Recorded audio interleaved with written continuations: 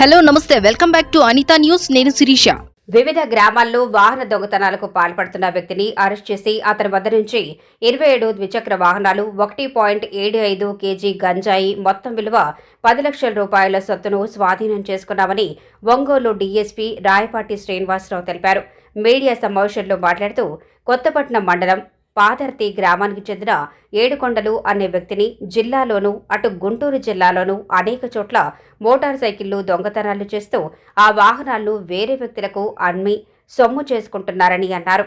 సోమవారం పట్టణ పోలీసులు భాగ్యనగరంలో శోధన చేస్తుండగా ముద్దాయి పోలీసులు చూసి పారిపోతుండగా అతన్ని అరెస్ట్ చేసి విచారించగా దొంగతనం చేసిన విషయాల్లో వివరించారని అన్నారు. మొత్తం 27 వాహనాలు ఉన్నాయని, వాహనాలు పోయిన వారు ఎవరైనా ఒకటో పట్టణ పోలీస్ స్టేషన్ను సంప్రదించి వారి యొక్క వివరాలను తెలియజేయాలని అన్నారు.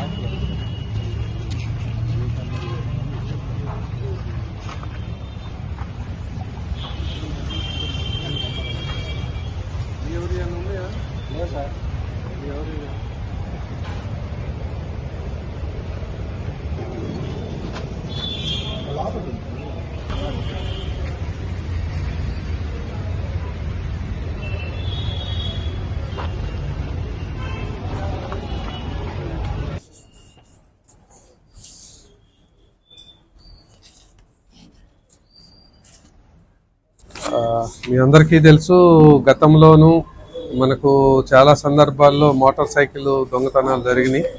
అట్లానే ప్రస్తుతం కూడా జరుగుతూ ఉన్నాయి. మనకు టౌన్లో ఎక్కువ నెంబర్ కూడా పోవటం జరిగింది. దీన్ని దృష్టిలో పెట్టుకొని ఎస్పీ గారు ఇచ్చినటువంటి ఇన్స్ట్రక్షన్స్ మేరకు కొన్ని ఏరియాల్లో ఎక్కువ కాన్సన్ట్రేట్ చేయటం జరిగింది.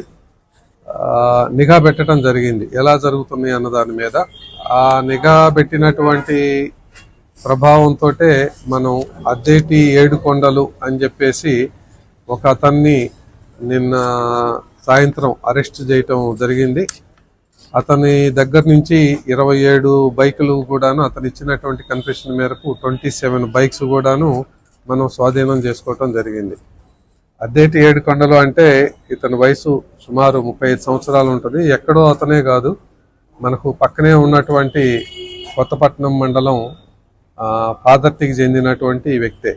ఇతన్ని గతంలో కూడాను తాలూకా పోలీస్ స్టేషన్లో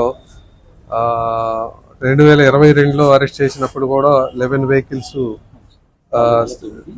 సీజ్ చేయటం జరిగింది. అట్లాగనే గుంటూరు జిల్లాలో కూడా ఇంకొకసారి కూడా అరెస్ట్ కావటం జరిగింది అనమాట. ఇతని మీద మనకు తాలూకా పోలీస్ స్టేషన్లో సస్పెక్ట్ షీట్ ఓపెన్ చేశారు. ప్రజెంట్ అదైతే కొత్తపట్నంకు ట్రాన్స్ఫర్ అవుతుంది ఆ షీటు.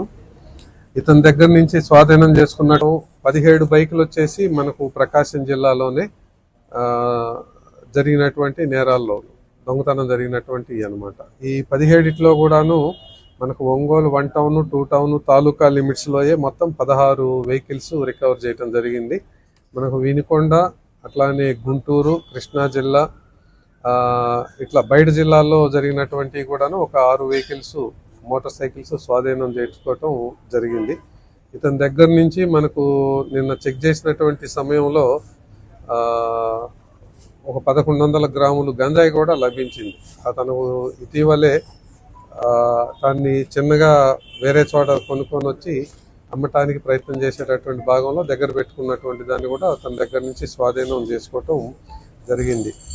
దీంట్లో మనకు పట్టుకోవడంలో కానీ ఈ మోటార్ సైకిల్స్ అన్ని రికవర్ చేసేటటువంటి విధానంలో కానీ బాగా చేసినటువంటి ఒంగోలు 1 టౌన్ సిఐ నాగరాజు గారికి, అట్లాగనే వాళ్ళ సిబ్బంది సురేష్, సాయి, విజయ్, అనిల్, వీళ్ళందరికీ కూడాను ఎస్పీ గారు రివార్డ్ ఇస్తామన్నారు. వాళ్ళందరికీ కూడాను గ్రీటింగ్స్, కంగ్రాచులేషన్స్ చెప్పారనమాట ఎస్పీ గారు కూడా.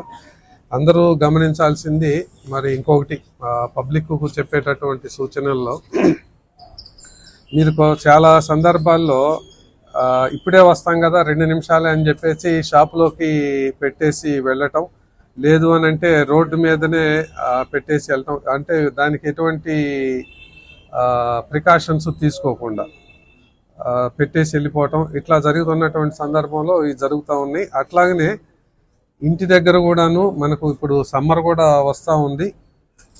సమ్మర్ వచ్చినటువంటి సమయంలో కూడాను కొంచెం మనకు ఇంట్లో దొంగతనాలు కూడా ఎక్కువ జరిగేటటువంటి అవకాశం ఉన్నటువంటి సమయం అన్నమాట, వేసవి సమయం. కనుక అందరూ కూడాను మీ ఇంటి దగ్గర సీసీ కెమెరాలు పెట్టించుకోవాలని చెప్పేసి మా డిపార్ట్మెంట్ వైపు నుంచి అందరికీ కూడాను ప్రజలకు విజ్ఞప్తి చేయటం జరుగుతుంది. సీసీ కెమెరాలు ఉంటే కొన్ని సందర్భాల్లో ఒకవేళ ఏదన్నా అఫెన్స్ జరిగినా ఇంట్లో కూడాను మనం ఎవరు వచ్చారు ఎవరు వెళ్ళారు అన్నది పర్సన్స్ను ఐడెంటిఫై చేయడానికి ఈజీగా ఉంటుంది.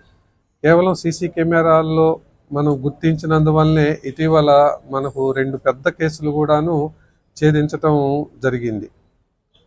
కనుక అందరూ సీసీ కెమెరాలు పెట్టించుకోవాలని చెప్పేసి ఈ సందర్భంగా కోరుకుంటూ, ఇంట్లో కూడా సాధ్యమైనంత వరకు విలువైనటువంటి ఆభరణాలు, ఎక్కువ విలువ కలిగినవి పెట్టుకోకుండా ఉంటే మంచిది. అందరికీ ప్రతి ఒక్క చోట బ్యాంక్ లాకర్స్ అవైలబిలిటీ ఉంది.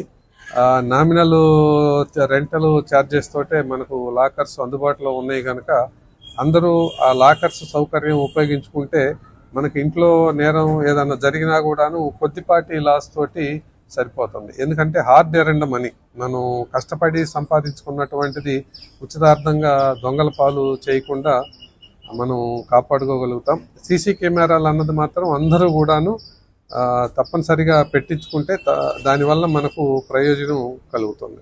అట్లాగనే దుకాణాలు ఉన్నటువంటి షాపు యజమానులకి, అట్లాగనే రోడ్డు సైడ్ ఫేస్ చేసి ఉన్నటువంటి ఇళ్ల దగ్గర పెట్టించుకున్నటువంటి కెమెరాలు పెట్టించుకుంటున్న వాళ్ళకి కూడా మా విజ్ఞప్తి ఏమిటనంటే, దాన్ని కొంచెం డైరెక్షన్ రీఓరియంట్ చేయమని చెప్పేసి. ఎందుకనంటే కేవలం వాళ్ళ ఇంటి గేటో లేదంటే వాళ్ళ వరాండానో కనపడుతున్నట్టుగా కాకుండా రోడ్డు కూడాను కవర్ అయ్యేటట్టుగా కనుక సీసీ కెమెరా డైరెక్షను మార్పు చేయించుకున్నట్లయితే వాళ్ళకే కాకుండా వేరే ఇంట్లో ఏదన్నా జరిగినా కూడాను మనం నేరస్తుడిని తొందరగా గుర్తించేదానికి ఆస్కారం ఉంటుంది.